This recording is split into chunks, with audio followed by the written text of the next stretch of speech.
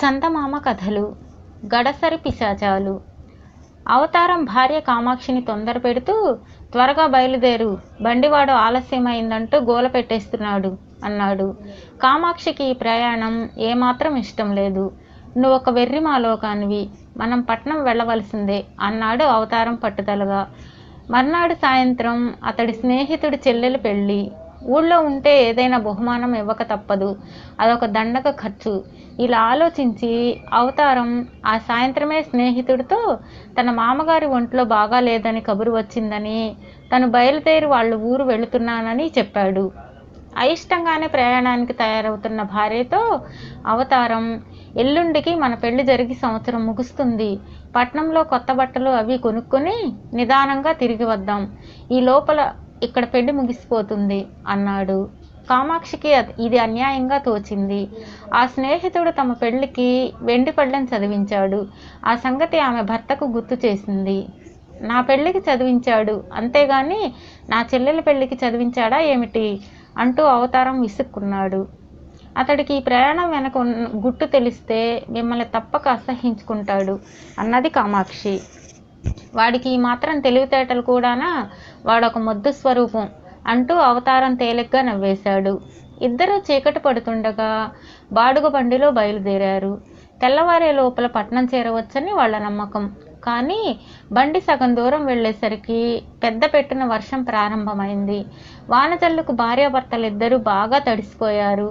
ఇంతలో బండి చక్రం ఒకటి దారి పక్కనున్న గుంటలో దిగిపోవడంతో ఎద్దు కాలు జారి పక్కకు పడిపోయింది. బండివాడు నానా ప్రయాసపడి ఎద్దును నిలబెట్టాడు. కానీ అది కాలొకటి కుంటుతూ పారిపోయేందుకు గింజుకోసాగింది. వాడు అవతారంతో, ఇక ఈ బండి కదలడం కల్లా ఆ కనబడే చెట్ల వెనక ఊరొకటి ఉన్నది, సగం బాడుగ ఇచ్చి వెళ్ళండి అన్నాడు చిరాకు పడుతూ. ఇక చేయగలిగిందేమీ లేదు గనక అవతారం భార్యతో బండివాడు చెప్పిన చెట్లకేసి బయలుదేరాడు. కొంత దూరం వెళ్ళాక మెరుపుల వెలుగులో కొన్ని ఇళ్ళు కనిపించాయి. అయితే ఆసరికి అర్ధరాత్రి దాటిపోవడంతో ఎక్కడా దీపపు కాంతి లేదు. అవతారం దారి పక్కన ఉన్న ఒక పాడుపడిన ఇంటి అరుగు మీద కూర్చుంటూ, ఈ రాత్రి ఈ పంచనే గడిపేద్దాం అన్నాడు భార్యతో. పాడుపడిన ఇళ్లలో పిశాచాలు ఉంటాయని కామాక్షి ఎన్నో కథలలో విని ఉన్నది. ఆ రాత్రి అక్కడ గడపడమనగానే ఆమెకు వణుకు పుట్టింది. కామాక్షి చిన్న గొంతుతో, పిశాచాలకు ఇలాంటి ఇళ్ళంటే ఇష్టమని చాలామంది చెప్పగా విన్నాను అన్నది. ఈ మాటలు వింటూనే అవతారానికి ముచ్చెమటలు పోశాయి. అయితే భార్య ముందు చులకన కావడం ఇష్టం లేక పైకి బింకంగా, పిశాచాలంటే ఎవరికి భయం?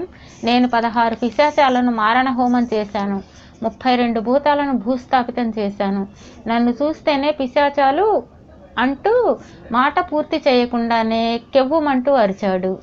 ఆ అరుగు మీదనే కొంచెం దూరంగా 2 పిశాచాలు కూర్చుని ఉన్నాయి.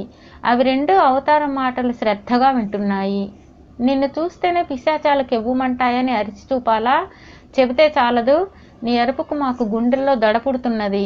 నీ మాటలకు అరుద్దామనే అనుకున్నాం, కానీ గొంతులు పెగలలేదు అన్నాయి పిశాచాలు. పిశాచాలను చూడగానే కామాక్షికి ఒళ్ళు జలధరించింది. అవతారానికి కూడా నాలుక తడారిపోయింది. అయితే పిశాచాలు భయపడుతున్నవని ధైర్యం తెచ్చుకొని, నా ముందుకు రావడానికి మీకెన్ని గుండెలు అన్నాడు కోపం నటిస్తూ.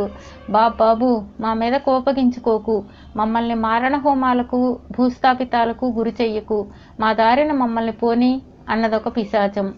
మమ్మల్ని ప్రాణాలతో వదిలావో నీకు బతికున్నంత కాలం తెగ రుణపడి ఉంటాం అన్నది రెండవ పిశాచం. ఈ పిశాచాలు మరీ తెలివి తక్కువని అవతారం అనుకున్నాడు. కంటపడిన పిశాచాలను ప్రాణాలతో వదలడం మా ఇంటా వంట లేదే, మరి ఇప్పుడేం చేయడం? నా పాత అలవాటు మార్చుకోవడం ఎలా అన్నాడు అవతారం. ఈ రాత్రి వేళ మా కోసం ఆ పాత అలవాటు కాస్త మర్చిపో, అందుకు ప్రతిఫలంగా మేము దాచుకున్న బంగారం అంతా నీకు ఇచ్చేస్తాం అన్నాయి పిశాచాలు. అవతారం పరమ ఆనందపడిపోతూ పైకి కటువుగా, ఆ బంగారం ఎక్కడ దాచారో చెప్పండి, బంగారం కోసం కాదు కానీ మిమ్మల్ని చూస్తుంటే జాలి కలుగుతున్నది అన్నాడు. ఆహా, దయా జాలిగుండా గల ప్రభువులు, ఇలా దయచేయండి అంటూ పిశాచాలు బయలుదేరాయి.